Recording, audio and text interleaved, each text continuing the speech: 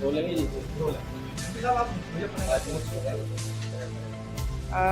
संविधान मानस्तव दिवस के उपलक्ष्य में हमारा कार्यक्रम था। ये संविधान के महत्व को समझने के साथ साथ संगठन को भी मजबूत करने का और एक ऊर्जा अपने लोगों में भरने के लिए सभी लोग उपस्थित रहे। पार्टी कार्यालय पर अच्छा प्रोग्राम हुआ। तो इसी तरीके के कार्यक्रम हम चाहते हैं कि होते रहे ताकि अपने लोगों में ऊर्जा बनी रहे और 27 के चुनाव के लिए ये ज़रूरी है। देखिए, सबसे पहले तो जो विषय था कि जो संविधान बाबा साहब डॉक्टर भीमराव अंबेडकर जी ने हमारी सुरक्षा के लिए एक सुरक्षा कवच के रूप में दिया था, आज सरकार ने ऐसा माहौल बना दिया है कि कभी सीधा प्रहार करते हैं संविधान पर, कभी पीछे से करते हैं। तो आज हम ही लोगों को अपने संविधान की सुरक्षा के लिए भी लड़ना है, अड़ना है, और वो लड़ाई चल रही है। अभी बिहार में जो हो रहा है, जिस तरीके से लोगों के वोटों को काटने के लिए एक नया फरमान जारी किया गया है SIR के रूप में, तो ये लोकतंत्र पे एक बहुत बड़ा हमला है।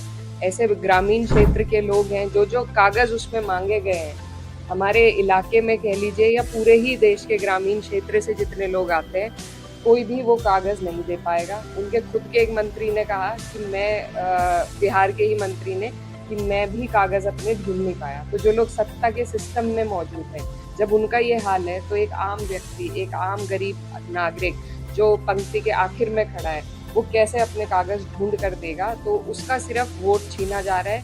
एक विशेष समुदाय को जरूर इसमें टारगेट किया जाएगा और सिर्फ 1-1.5 महीने का टाइम है चुनाव में, 2 महीने का टाइम है, और इतने कम वक्त में जितने लोगों का नाम सूची में नहीं आएगा, उनके साथ बिल्कुल ये न्याय नहीं है। ये संविधान की हत्या है, लोकतंत्र की हत्या है। आज बिहार में हो रहा है, कल को ये हर जगह करेंगे। तो हम पूरे तरीके से बिहार के लोगों के साथ हैं और ऐसे किसी फरमान जो कि लोगों के अधिकार को छीने, वो बिल्कुल हमें मंजूर नहीं है।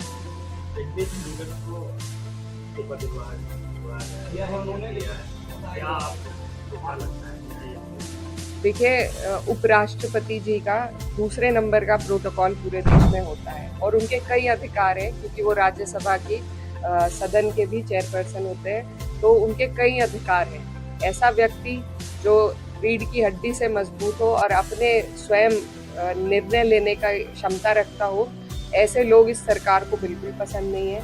तो एक दिन उन्होंने पूरा सदन चलाया, उनकी तबीयत भी ठीक थी, सब कुछ ठीक था। ऐसी क्या मजबूरी सरकार ने उन पर बनाई, क्या दबाव बनाया कि वो बेचारे रातों रात इस्तीफा देने पर मजबूर हुए? ये विषय है हम सब के लिए सोचने का, क्योंकि ये जो सरकार है, ये सिर्फ नाच बाद में भेजती है, पहले अपनी फोटो भेजती है। तो वही यहाँ पर हुआ कि जो नोटिस जस्टिस यशवंत वर्मा की इम्पीचमेंट का था, वो विपक्ष के सांसदों ने दिया, जिसको धनखड़ जी ने एक्सेप्ट किया। उसी की नाराजगी है, क्योंकि सरकार को क्रेडिट चाहिए, सारी लड़ाई क्रेडिट की है। योजनाओं पे कम पैसे लगते हैं, एडवर्टिजमेंट पे ज़्यादा लगते हैं। यहाँ उनके हाथ से ये मौका निकल जाता, तो उन्होंने धनखड़ जी को मजबूर किया कि वो इस्तीफा दे। वो एक किसान के बेटे हैं और पढ़े लिखे, कई पदों पर रहकर देश की सेवा करने वाले, और ऐसे व्यक्ति को इस तरीके से अपमानित किया गया, तो किसान के बेटे का ये अपमान हमें बर्दाश्त नहीं।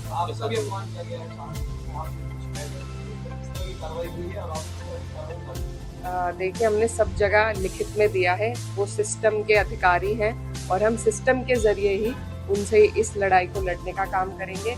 जिस तरीके से उन्होंने, न सिर्फ मेरे साथ एक और महिला जनप्रतिनिधि थी, और ये सिर्फ मेरी अकेले की लड़ाई नहीं है। लगातार इसी तरीके से महिलाओं के साथ अभद्र व्यवहार अधिकारी लोग करते हैं। इन्हें अभी आदत नहीं है कि ये महिलाओं से आदेश ले सकें, तो लगातार इसी तरीके से बदतमीजी कई जगहों पर होती है। तो ये मेरी अकेले की लड़ाई नहीं है, ये हर उस महिला की लड़ाई है जो आगे बढ़ना चाहती है, जो अपनी आवाज़ खुद बनना चाहती है। और सरकार जो बेटी बचाओ बेटी पढ़ाओ का नारा दे रही है, 33% आरक्षण दे रही है, वो कैसे सुनिश्चित करेगी कि जो महिलाएं आगे आएंगी 33% आरक्षण से, उनकी सुनवाई होगी? तो ये उन सब महिलाओं की लड़ाई है और सब मेरे साथ हैं इस लड़ाई में। मेरे क्षेत्र के सभी लोगों ने अपना समर्थन दिया, मैं उनकी आभारी हूँ। देखिए, सरकारें अब इतनी इनसिक्योर हो चुकी हैं कि वो किसी अपने भी पार्टी के नेता की चलने नहीं देना चाहते हैं। सिर्फ CMO पीएमओ, सिर्फ इन 2 दफ्तरों से सरकारें चलती हैं। बाकी लोग सिर्फ कठपुतलियों का काम करते हैं। तो सिर्फ अधिकारी एक दफ्तर में रिपोर्ट करके वहीं से आदेश लेकर सिर्फ उतना काम करते हैं। पहले की तरह जो सम्मान जनप्रतिनिधियों का था आज के टाइम में बिल्कुल नहीं है। मैंने आवाज उठाई है, लेकिन ये दर्द सत्ता वालों का भी है। एक महिला मंत्री बनने को बैठी रही 6 महीने, कोर्ट ऑर्डर का काम है, सरकार की कोई मैं फिर से कहूंगी कि लगातार इसी तरीके से न सिर्फ महिलाएं बल्कि यहीं से पुरकाजी से जो मंत्री हैं हमारे अनिल जी, उनके साथ भी जो व्यवहार हुआ वो भी सबके सामने है। तो इनके अफसरशाही हावी है, खासकर उत्तर प्रदेश में किसी जनप्रतिनिधि की कहीं कोई सुनवाई नहीं है और ये लोकतंत्र के लिए खतरा है। आपने सपा कार्यालय पास कहा कि एक विधायक जहाँ समाजवादी पार्टी है, एक भाजपा के और 4 समाजवादी पार्टी है।